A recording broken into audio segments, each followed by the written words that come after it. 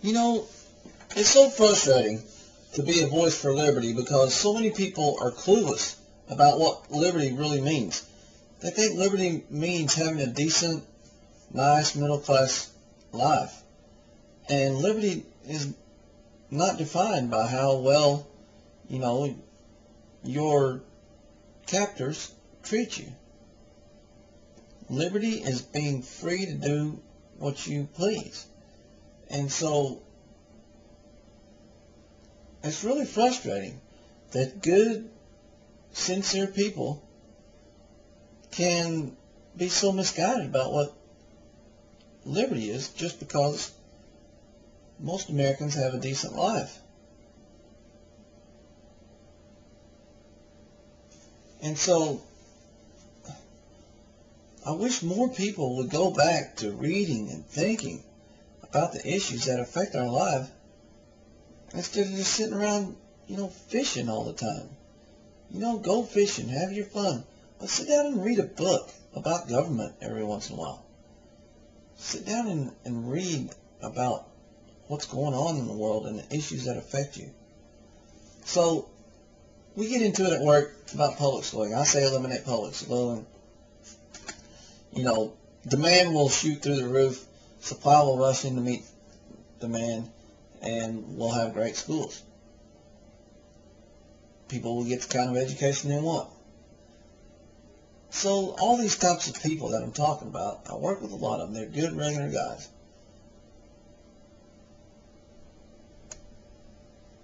But they think that somehow our liberties are not infringed upon with public schooling. And the one guy in particular, Tony Perry, if you see this is for you, buddy.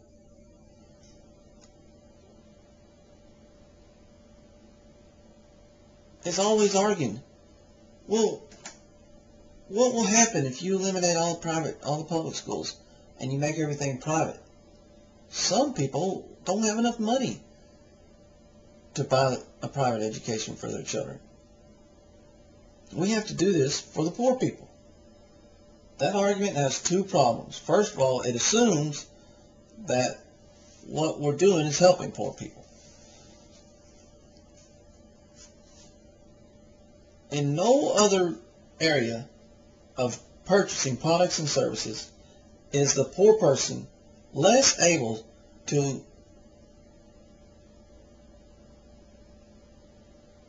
buy a quality product than in education. Think about all the major needs and purchases in life. A poor person can be reasonably well accommodated in these things. In a house. There are houses, decent houses, in my neighborhood, not in my neighborhood, but in my community, for $25,000, $30,000. Little older 2-bedroom houses, 3-bedroom houses that need some fixing up, and they will be perfectly fine houses for, somebody that doesn't have that much money. But they would be houses. They would be good. They would be warm. They would be sheltered. They would have electricity, etc., etc., etc. They would be wood. They wouldn't be brick. They might not have brand new carpet in there. They might not have vaulted ceilings, etc., etc., etc. But they'd have perfectly fine, good house. They could put some work into, live in it over the years, and it'd be fine. A car. Poor people have cars. Poor people can buy cars. It's not a Lexus. It's not a BMW. It may be used, but poor people can buy cars. It's not uncommon at all for a poor person to have a car. But it's easier to have a car and a house if you're poor than it is to get a good education if you're poor. Why? Because in the car market, in the house market, that more or less run off of cash or exchanges, direct exchanges, the poor person doesn't have a lot of money. But they have some money. And it's called purchasing power.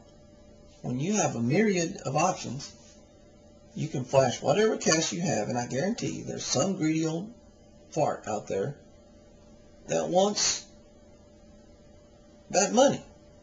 So he will cater to you. He will offer you something that is decent within your price range. For me, in cars, I buy very low-end cars. That means that I have a $500 car with 200,000 miles on it. You know what? But it gets me back and forth to work, and I'm happy with it. In that respect, I buy cars very much like a poor person. I have problems with them, but they get the job done. Education would be the same way. So the first fallacy is that this system we have is helping the poor. The poor areas of town have the worst schools. They have the worst schools. The poor receive such worse education than the rich. This system we have so unfairly hurts the poor and gives the poor a bad product. So much more disproportionately the poor suffer under this system. How are the schools on the south side of Chicago? How are they in the Bronx and in Harlem, New York? How are they in LA's Watts section? How are they? How are they in South Dallas? But you know what? The schools in Plainview are pretty nice, where all the rich folks live.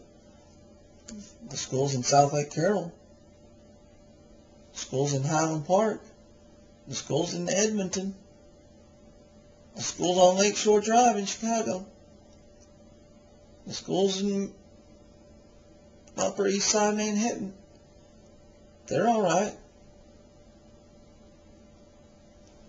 This public system doesn't even help the poor. Matter of fact, it adversely affects the poor. But second of all, we assume that there would be the poor wouldn't be able to purchase education products and services. And that's totally a false notion. It goes back to the purchasing power I talked about with the vehicles. You don't have much, but you have something, so somebody will cater to you. And somebody would take the small amount of money that poor people have, and they would cater to them. Just like 4 or 5 poor guys may have to go together and own one car.